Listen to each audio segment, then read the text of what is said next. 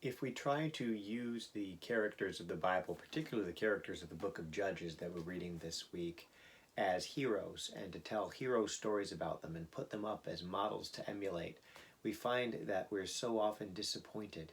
And as we go through the book of Judges, we become more and more and more disappointed with the heroes as we progress. We get to Jephthah and Samson this week, and there are so many character issues, it's not even funny. And so, in fact, we find in our Bible story books, when we tell these stories to children, we pick only pieces of that story that kind of recommend the person more than the reality. What we have to recognize is that God is the hero of this story. He is the one who is continually hearing his people's prayers, raising up judges to rescue his people. Sometimes those judges themselves aren't particularly upright characters, but God is working through them to do a greater work. We read in 1 Corinthians this week where Paul is recognizing this fact. The churches are breaking into little factions and choosing leaders who they follow, who they admire. And Paul is saying, look, that's not how it works. He says, I do this work, somebody else is doing this work, but really at the end of the day, it's God who is ultimately behind it all. I planted, he watered. God is the one who makes it grow. The church is God's church. The story is God's story. They are his people. And we cannot raise up any one person within the church as our hero. God must be the hero.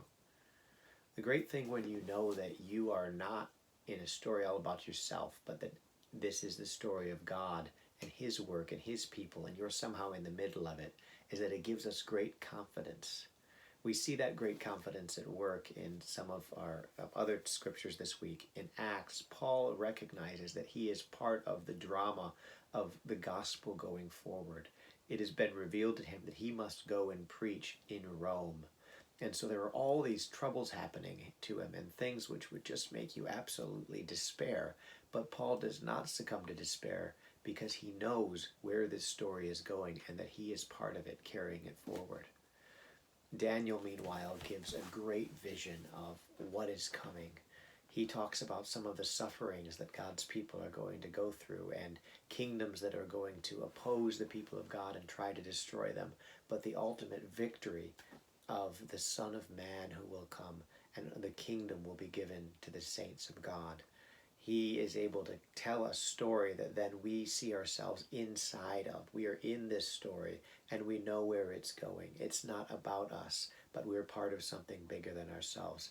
And that is a delight to know as we're running through our own chapters of that story, trying to figure out what's going on. So may God bless you as you read this week. May you be able to see yourself in God's story. Amen.